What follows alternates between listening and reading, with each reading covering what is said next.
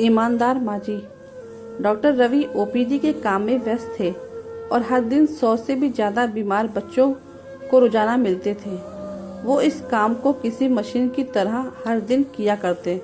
उनके सहायक ने उनके चैम्बर में आकर उन्हें बताया, 2 औरतें एक बच्चे को लेकर आई हैं। बच्चा सांस भी नहीं बड़ी मुश्किल से ले पा रहा है। आप कहें तो उन्हें अंदर भेजूं? डॉक्टर ने हाँ में सर हिलाया। एक बूढ़ी औरत और एक जवान औरत डॉक्टर के चैम्बर में आई। बूढ़ी औरत ने अपने हाथों में एक 1.5 साल का बच्चा पकड़ रखा था। दोनों ने मटमैले कपड़े और शारीरिक हालत देखकर डॉक्टर ने उनकी आर्थिक परिस्थिति को समझ लिया। डॉक्टर ने इशारे से दोनों को अपने टेबल के पास वाली कुर्सियों पर बैठने को कहा। डॉक्टर ने पूछा, बताइए माँ जी, क्या हुआ है? माँ जी बोली, 3 दिनों से मेरे बच्चे को जुकाम हो रखा है और आज तो बड़ी मुश्किल से सांसें ले पा रहा है। साहब देखिए जरा, बड़ी तकलीफ में है मेरा लल्ला। डॉक्टर ने बच्चे पर ढके मैले कपड़े के टुकड़े को हटाकर देखा तो एक कुपोषण के कारण बहुत ही कमजोर, बिल्कुल हाड़ पिंजर सा छोटा सा बच्चा डॉक्टर को दिखा। बच्चे की आधी आंखें खुली थी, हाथ और पैर के नाखून भी सफेद पड़ चुके थे। फेफड़ों में तरल भरने की वजह से सांस लेने में तकलीफ, ये सभी लक्षण निमोनिया के थे। डॉक्टर ने माँ जी से कहा, देखिए माँ जी, बच्चे की हालत बहुत गंभीर है। उसे तुरंत शहर के बड़े सरकारी अस्पताल में दाखिल करवाना पड़ेगा। हो सकता है वहां पर उसे श्वास की मशीन की जरूरत पड़े। वह मेरे पास नहीं है, लेकिन उस अस्पताल में है। आप इसे तुरंत वहां ले जाइए। माँ जी ने थोड़ा हिचकिचाते हुए कहा, हमें तो लगा था हम दवाई लेंगे और घर वापस लौट जाएंगे, इसलिए हम घर से सिर्फ 300 रुपए लेकर चले थे, जिसमें से 80 तो भाड़ा में ही खर्च हो गए। और अब कैसे? डॉक्टर ने पहले ही उनको देखकर अंदाजा लगा लिया था उनकी समस्या क्या हो सकती है। आप चिंता मत कीजिए माँ जी, जहाँ मैं आपको भेज रहा हूँ वह सरकारी दवाखाना है और वहाँ पर गरीब लोगों का अच्छे से इलाज किया जाता है। आप ज़्यादा मत सोचिए और यह लीजिए, आप तुरंत जितनी जल्दी हो सके दवाखाने पहुँचिए। डॉक्टर ने अपनी जेब से 500 रुपए निकालकर माँ जी की तरफ बढ़ाते हुए कहा। माँ जी ने डॉक्टर से पैसे लेने से मना कर दिया। उन्होंने कहा, मैं आपसे यह पैसे नहीं ले सकती, उल्टा मुझे आपको पैसे देने चाहिए।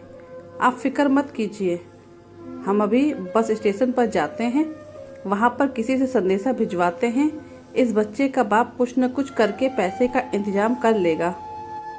डॉक्टर को माँ जी का ऐसा व्यवहार देखकर काफी अचरज हुआ, क्योंकि उन्होंने कई ऐसे लोगों को देखा था जो किसी भी बहाने से पैसे छीनने को तैयार रहते हैं, और यह गांव की गरीब माँ जी हैं जिन्हें इन पैसों की इतनी सख्त जरूरत है, फिर भी पैसे लेने से मना कर रही हैं। देखिए माँ जी, समझने की कोशिश कीजिए, बच्चे की हालत बहुत गंभीर है। आप बस स्टॉप तक जाएंगी, संदेशा भिजवाएंगी, बच्चे का बाप कहीं से पैसों का इंतजाम करेगा। इन सब में काफी देर हो जाएगी और आपका बच्चा इस स्थिति में नहीं है कि ज्यादा देर बर्दाश्त कर सके। हो सकता है थोड़ी ही सही आपसे बाहर से कुछ दवाएं या इंजेक्शन मंगवाए जाएं, तब आपको इन पैसों की जरूरत पड़ सकती है।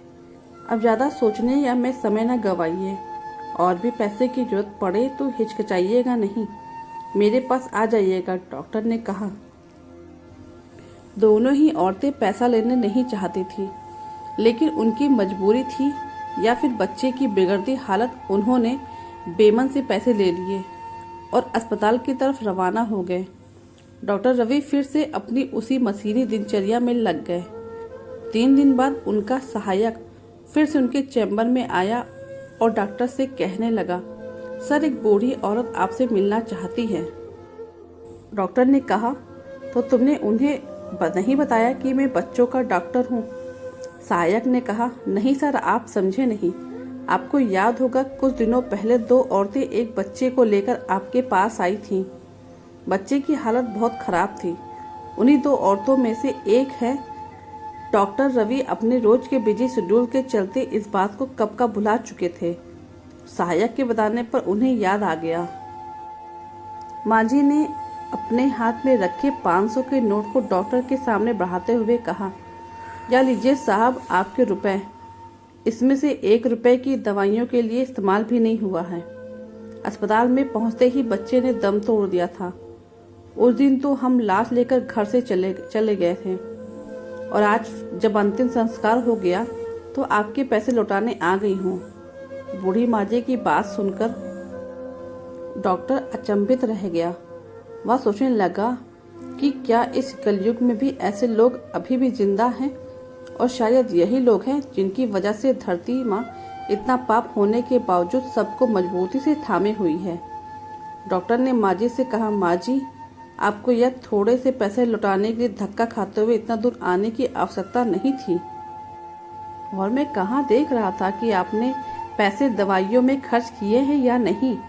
आप नहीं देख रहे थे, लेकिन मेरा भगवान तो देख रहा था, माजी ने अपना पक्ष रखते हुए कहा, और पैसे डॉक्टर के टेबल पर रखकर चली गई। झुकी हुई पीठ के साथ चलती बूढ़ी माजी को देखकर डॉक्टर के दिल में फिर ख्याल आया, पढ़े लिखे भ्रष्टाचारी लोग जो ईमानदारी की बातें करते हैं, उनका बोझा गांव देहात के इन अनपढ़ लेकिन सच्चे ईमानदार लोग उठाते हैं, इसलिए वो झुक गए हैं। दोस्तों, ईमानदारी पर दिल छूने वाली इस कहानी को हमें सिखाती है, पेट भरे होने पर भगवान की भक्ति और ज्ञान की बातें जैसे कोई भी कर सकता है, वैसे ही पैसों के होने पर ईमानदारी की बातें करना कोई बड़ी बात नहीं। बड़ी बात तब है जब आपके पास सभी चीज वस्तुओं की कमी हो और फिर भी आप अपनी नैतिकता पर अड़े रहें। तो दोस्तों, कैसी लगी ये कहानी? आपको अच्छी लगी तो चैनल को लाइक और सब्सक्राइब करेगा, और कमेंट करके जरूर बताइए किस किस के साथ ऐसा हुआ है।